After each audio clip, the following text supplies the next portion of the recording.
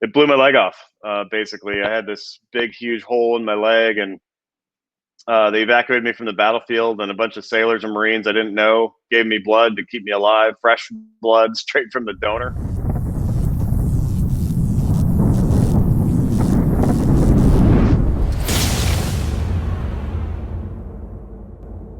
Yeah, sure. So, So, well, I enlisted in the Army when I was 17 years old. I come from a family that was like totally pro Army, pro military, and my mom always told me and my brothers, I had two sisters and two brothers, and then me, that's five. And my mom always told me like that it was our obligation as American citizens to stand up for what was right and defend our country in whatever thing we were doing. So if it's the military, that's fine. If it's something else, that's fine. But that we are pro America, that's what we do. And so I enlisted in the Army when I was 17 years old, and I went off to basic training as a brand new little baby private.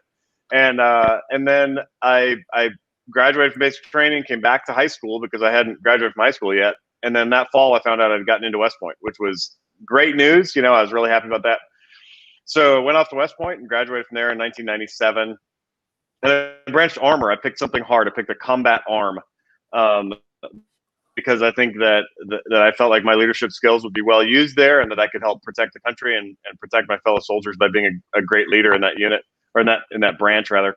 So then I did a whole bunch of different Army schools, and along the way, I spent a little time at Fort Benning doing airborne school, and that's where my wife and I met because she was at Auburn University getting her master's degree, and we got married a year later. That was awesome.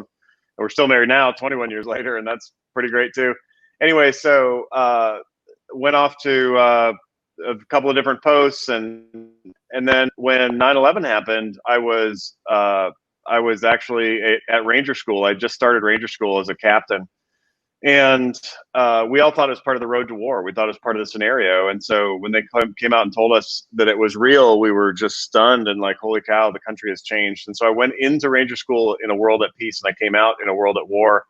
And I'd been preparing for war. I was not one of these soldiers who's like some, analyst or some kind of like rear echelon guy. I was a combat armed soldier, and so I knew I was going to war, and was the honor grad of my Ranger School class, which was pretty great. It was a lot of fun. I actually enjoyed Ranger School. I lost like 25 pounds, but I had a lot of fun. We got to blow stuff up and jump on airplanes and stuff like that as a hoot. So then I went off to Korea from there because before 9/11, I had orders to Korea, and of course we still have to do the Korean mission. And so I went off to Korea, and I served there for 2.5 years, and was commanding a tank company, so I had 14 M1 tanks, and my job was to be the boss of all these guys. There's all men at the time, and then I found out I was going to Iraq, and so in summer of 04, I got to Iraq on August 7th. We got to Kuwait, and then later in the month of August or early September, I don't remember which, we got into Iraq itself. And our time in combat was freaking tough, man. Like my first soldier was killed in action just a few days after we. Are you getting that echo? I am not. Okay, that's fine. Anyway, so my first soldier was killed a few days after I got into sector, and his name was Tyler Brown, a great soldier from Atlanta, Georgia.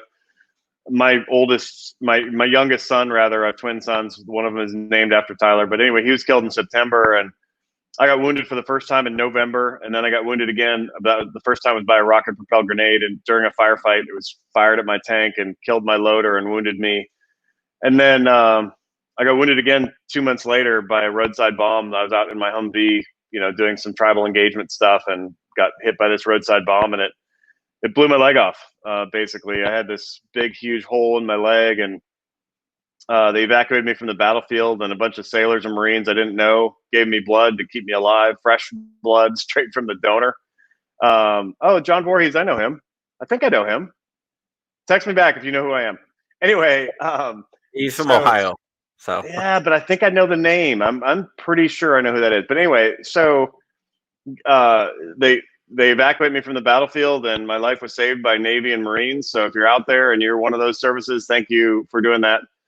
Spent a year in the hospital, half of it inpatient, half of it outpatient. I had like 40 surgeries. It was horrible, and they amputated my right leg at the hip.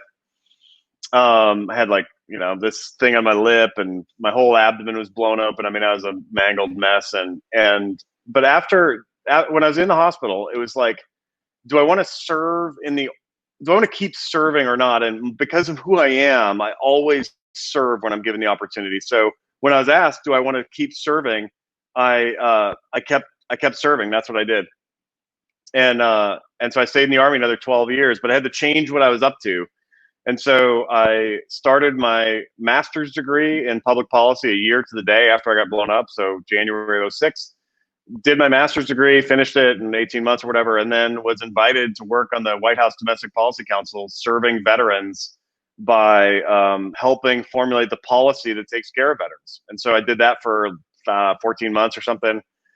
And then I went back to get my PhD in public policy because I was so intrigued by what I was learning. I wanted to learn how to study it better and learn how to be good at it, even better at it. And so then I went and I taught at West Point for 6 years while I was on active duty, and ended up retiring as a lieutenant colonel in 17. And the first job I took after that was as a political appointee in the Trump administration. So, it's funny because once in a while during this race, I'm asked, the other candidate says that the other candidates say they support Trump, and I'm like, he supports me. What are you talking about? So I served in the Trump administration for about 15 months, 14 months, something like that. And now I'm a professor at American University in DC.